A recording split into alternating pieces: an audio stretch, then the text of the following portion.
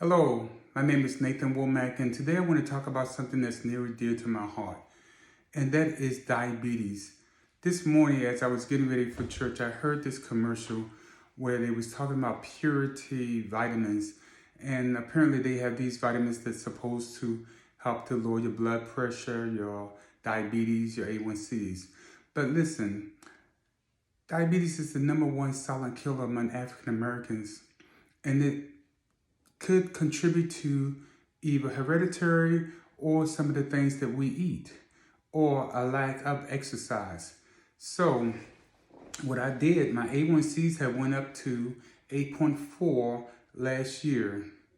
And my doctor told me that I had to either go on another medicine or do something different. And so I told him, I said, give me 3 months. So this was in November of last year. And I said, well, I'm going to wait till after Thanksgiving, after Christmas, then I'll start in January 2023. But then I thought about it. Now is the time. If we're going to take care of our health, then we need to do it now. We don't need to wait. And so I decided in November that I was going to start doing things different. So what I started doing, the first thing I did was eliminated some things out of my diet. So let's talk about diet. What should you eat, what you shouldn't eat? Well, for one, we know that carbohydrates are high in sugar, and if you are not processing sugar correctly, then it could spike your sugar, or if you have low sugar. In my case, my sugar was high. So what I did was I stopped drinking sodas. That was really a number one contributing factor to my sugar levels being raised. After stopping drinking sodas, then I limit my alcohol intake. Alcohol, whether you know it or not, is high in sugar. There's a lot of sugar that's within alcohol. I started exercising more. Now, when we talk about exercising, there's more to it than just exercising. I'm talking about exercising to where you sweat and your body release water and releases fluids within your body. And some of those fluids are sugar. If we continue to not take care of our sugar levels, then it will impact our kidney. And that's how people go on dialysis. So let's continue to talk about health and fitness. So along with exercising, diet plays a number one role in your blood sugar levels. So after cutting out of sugar, I cut out potatoes, I cut out pastas, cut out bread, complex carbohydrates like corn, so you cut some of those things out of your diet. And your plate should consist of vegetables, mostly vegetables on your plate. And if you want to measure size servings, use the palm of your hand, and everything you eat should be the size of the palm of your hand. So what I did, I don't eat meat, so I cut all of those things that are high in starch out of my diet. Another thing is make sure that you drink plenty of water. Drinking water helps to flush your kidneys out. It flushes out the sugar. It causes you to urinate out the sugar. And here's the thing. If you're drinking coffee, if you're drinking soda, if you're drinking alcohol, make sure that you have a glass of water for every drink that you have. So what I do now is I drink water all day, every day. I carry water with me wherever I go. I also prepare my snacks, because another problem that we have as diabetes, that when we are hungry, rather than eating something healthy, we'll stop and grab what? Fast foods. That's right. We grab fast foods, and fast foods consist of ingredients that causes spikes in blood sugar because it's fast. So I started carrying snacks with me, and I carried snacks like carrots, a boiled egg, yogurt, those kind of things, so that when I got hungry, I wasn't going to eat things that was not healthy for me, but I ate those things that were healthy because I packed it before I left. Wherever I go, I will take me a bottle of water.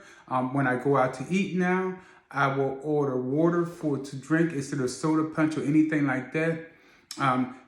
Eating past a certain time of night, yes, that does impact your blood sugar. I learned that once I started eating before 9 o'clock, my blood sugar levels was fine. Now that goes along with my exercising and eating correctly.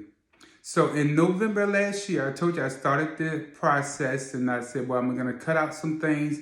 Since November of last year until March of this year, when I went back to the doctor, I had lost 14 pounds and my blood sugar level went from 8.4 to 7.1. So it is possible to lower your blood sugar levels just being healthy and eating healthy foods. You don't always have to take a pill. You know, we always think that a pill is a fix for everything.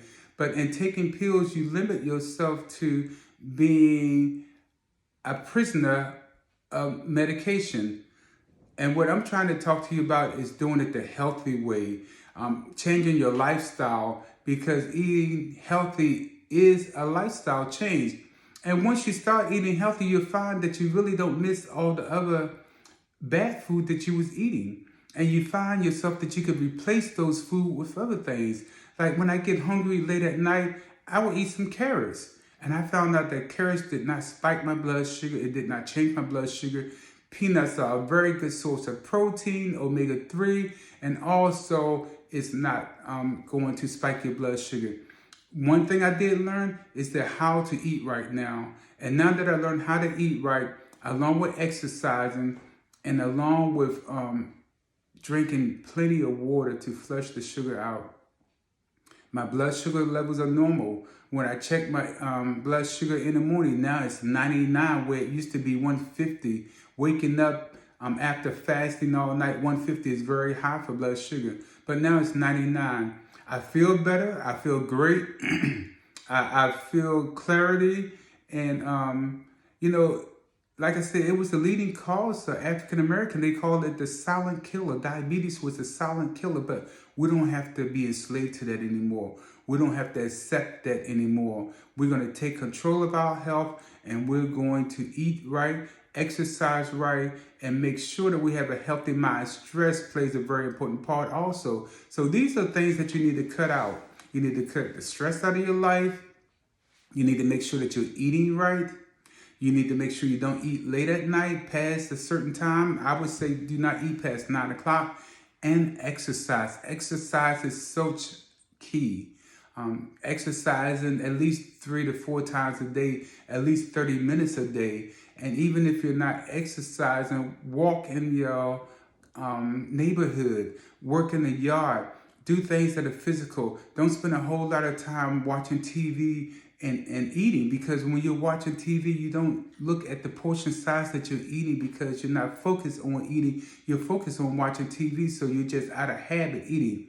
Another thing that I've learned is that you don't always have to eat if you're not hungry. You know, we feed our body because we're hungry, not just because we just want to eat something. And so you'll find that you will save a lot of money also, because when you only eat those things that are healthy, you're not going to stop and eat junk food. You're not going to just go and eat something just because it's there.